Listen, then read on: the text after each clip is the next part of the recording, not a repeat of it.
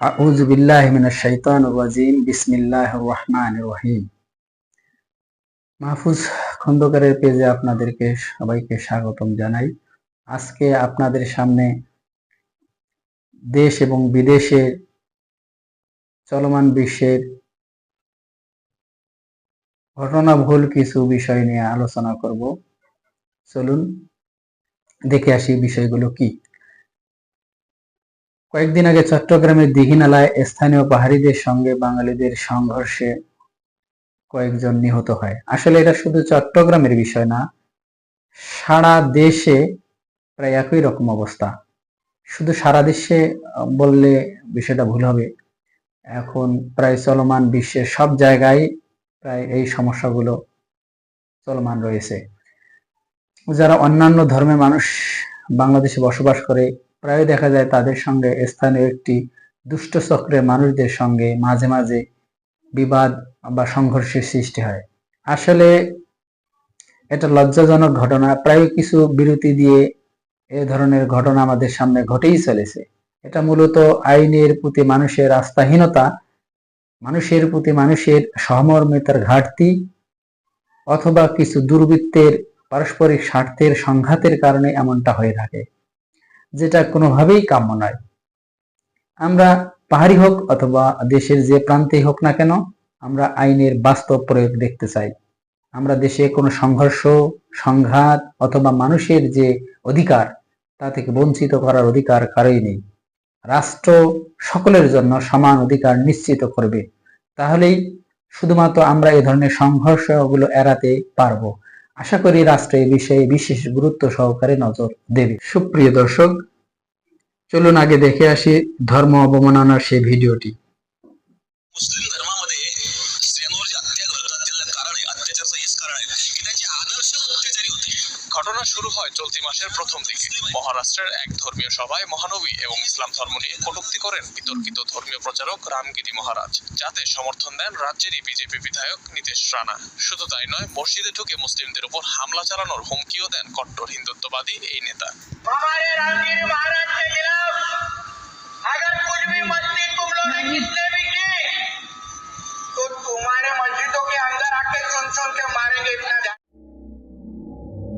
দ্বিতীয়ত, ভারতে ধর্ম অবমাননার ঘটনা প্রায়ই ঘটে থাকে। সাম্প্রতিককালে ঘটনাগুলো অহরহ ঘটেই চলেছে এবং রাষ্ট্র কর্তৃক এই সকল ঘটনাগুলোকে আশ্রয় প্রশ্রয় দেওয়া হচ্ছে, অনেকটা রাষ্ট্রের মদদেই হচ্ছে।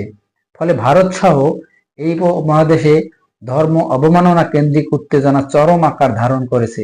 সম্প্রতি এই মাসের শুরুতেই আবারও ইসলাম ধর্মের নবী হযরত মুহাম্মদ সাল্লাল্লাহু আলাইহি সাল্লামকে অবমাননা করা হয়েছে, কিন্তু রাষ্ট্র কোনো বিচার করেনি।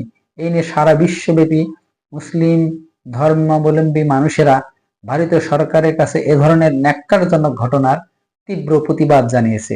পাশাপাশি দোষীদের বিরুদ্ধে আইনানুগ ব্যবস্থা গ্রহণের জন্য দাবি জানিয়েছে।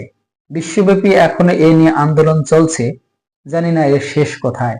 ভারতীয় সরকারের উচিত পরবর্তীতে যেন এ ধরনের কোনো ঘটনার অবতারণা না হয়। ভারতীয় সরকারের এটাও জেনে রাখা উচিত, ভারতের উত্তরে চীন, ভারতের পশ্চিমে সংখ্যাগুরু পাকিস্তান, ভারতের পেটের ভিতরে মুসলিম সংখ্যাগরিষ্ঠ বাংলাদেশ। অবশ্যই এটা ভারতের জন্য একটা সিচুয়েশন। মুসলিমদের বিরুদ্ধে যে কোনো ধরনের কর্মকাণ্ড করার পূর্বে বা সরকার কর্তৃক মদত দেওয়ার পূর্বে অবশ্যই এই চিন্তাগুলো মাথায় রাখা উচিত, নতুবা ভারত তার ঐতিহাসিক মানচিত্র ধরে রাখতে পারবে না। সুপ্রিয় দর্শক, চলুন আগে দেখে আসি ডক্টর মোহাম্মদ ইউনূসের সেই সংবর্ধনার ভিডিও। আন্তর্জাতিক মুদ্রা তহবিল, IMF, জাতিসংঘের মহাসচিব সহ গুরুত্বপূর্ণ সব সংস্থা আর ব্যক্তিবর্গের সঙ্গে বৈঠক করেন বাংলাদেশের অন্তর্বর্তীকালীন সরকারের প্রধান উপদেষ্টা অধ্যাপক ডক্টর মোহাম্মদ ইউনূস। এই সময় নতুন বাংলাদেশকে প্রয়োজনীয় সংস্কার উদ্যোগে সহায়তার প্রতিশ্রুতি দেন তারা। এছাড়া জো বাইডেনের সঙ্গে বৈঠকে বাংলাদেশের জনগণ ও অন্তর্বর্তী সরকারের প্রতি অকুণ্ঠ সমর্থনের কথা জানান মার্কিন প্রেসিডেন্ট। 26 সেপ্টেম্বর বিশ্বব্যাংকের প্রেসিডেন্টের কাছ থেকে $3.5 বিলিয়ন বা 42,000 কোটি টাকা ঋণ পাওয়ার প্রতিশ্রুতি পান ডক্টর ইউনূস।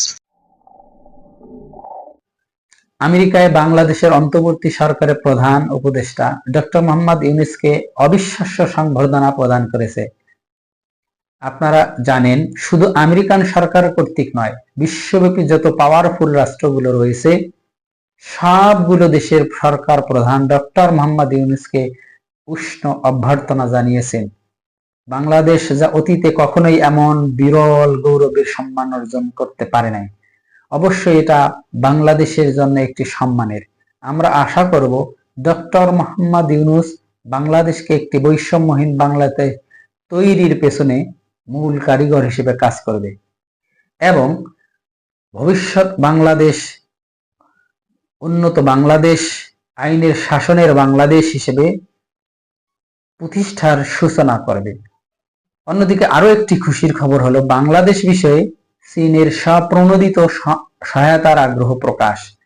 বৈষম্য বিরোধী আন্দোলনে আহত মানুষদের চিকিৎসার জন্য চীন সরকার বাংলাদেশকে জরুরিভাবে চিকিৎসা সহায়তা প্রদান করতে চায়। অবশ্যই এটি একটি প্রশংসার দাবিদার। সেই সাথে চীন যে বাংলাদেশের প্রতি বিশেষ আগ্রহ এটা সহজেই দৃশ্যমান। চীন যদি বাংলাদেশকে নিয়ে, বাংলাদেশের মানুষকে নিয়ে, বাংলাদেশের অর্থনৈতিক সমস্যা নিরসনে, অবকাঠামোগত উন্নয়নে ভূমিকা আগ্রহী হয় বা সুযোগ পায়, তাহলে এটা বাংলাদেশের জন্য একটি বিরাট পাওয়া।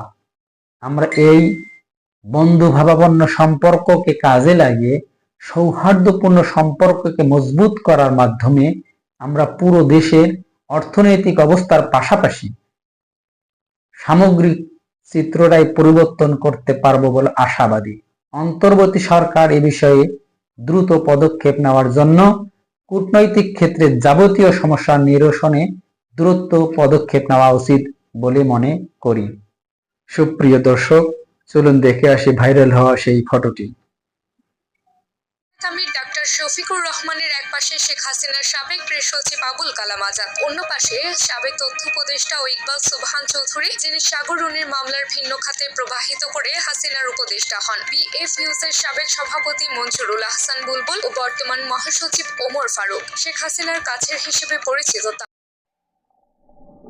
বাংলাদেশ জামায়াতে ইসলামের সর্বজন শ্রদ্ধেয় সম্মানিত আমির ডাক্তার শফিকুর রহমানের সঙ্গে স্বৈরাচারী সরকারের দুর্বৃত্তদের সঙ্গে একই টেবিলে বসা এবং কৌশলে ছবি উঠানো, এটা অবশ্যই দুর্বল প্রোটোকলের স্পষ্ট উদাহরণ হিসেবে প্রতীয়মান হচ্ছে। নতুন বাংলাদেশে জামাত কর্তৃক এ ধরনের ভুল দৃষ্টান্ত উপস্থাপন সারা বাংলাদেশের মানুষের কাছে একটি নেগেটিভ বার্তা প্রেরণ করবে, যা দলের জন্য বড় ধরনের ক্ষতির কারণ হবে। জামাত যদি বাংলাদেশের মানুষের, সংখ্যাগুরু মানুষের প্রতিনিধিত্ব করতে চায়, তাহলে অবশ্যই বাংলাদেশের মানুষের আবেগের দিকে লক্ষ্য রাখা উচিত।